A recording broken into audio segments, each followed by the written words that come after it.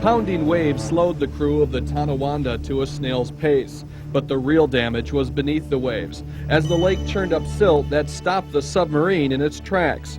350 feet. Visibility is 0 feet. Blinded by silt, Delta had no idea where she was on the wreck. The risk of entanglement or collision was too much, and the sub surfaced. This was a safety call on the part of Delta Oceanographics. And of course we weren't pleased, but also, as even Frank Mays said, we've had enough loss of life out here at the scene of this disaster. There is really no reason to continue on.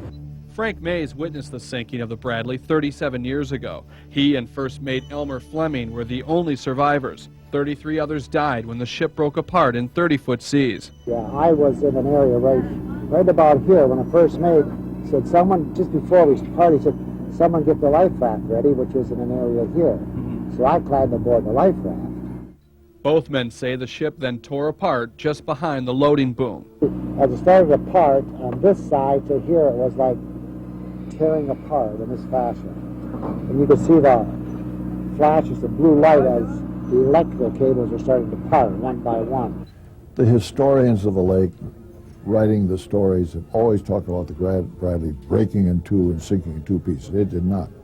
Former U.S. Steel President Chris Buchema says the ship's owners surveyed the wreckage just months after the Bradley sank. The company spent thousands chartering the drill ship Submarex in 1959. We put a drill stem down with a TV camera on it, with floodlights. But the visibility was extremely poor.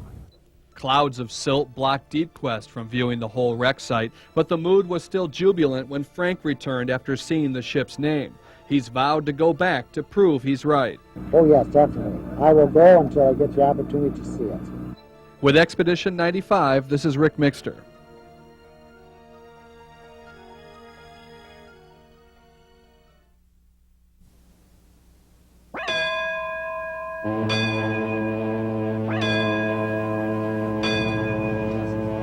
Here's a history lesson that no student could forget. The story of the sinking of the steamship Carl D. Bradley, told by the man who survived the tragedy, Sailor Frank Mays.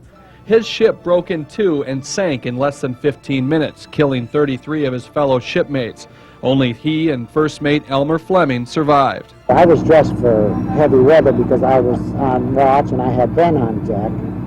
So I was pretty well protected with clothing, where some of them weren't, because if they're lying in bed and they're sleeping, you know, and they could grab what they could, because in a situation like that, everything was happening fast, and you know, it's hard to think fast.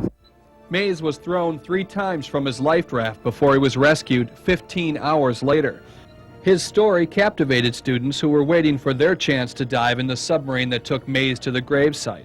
Among them was Aaron Paul, who lost an uncle aboard Bradley when it sank in 1958. Oh, I learned so much more history on not just the Bradley, but all the other ships, like the Edmund Fitzgerald and the Morrow and the Titanic. We talked, that was the whole discussion on the whole trip was about shipwrecks, and it was really fascinating. I learned how much I didn't know, and it's really sparked a new interest in me. Most shipwreck research is done in libraries, but Josh Van Zant says actually diving underwater is better than simply reading about it. If you're actually underwater, you're actually there. With a book, you know, they really don't take you there.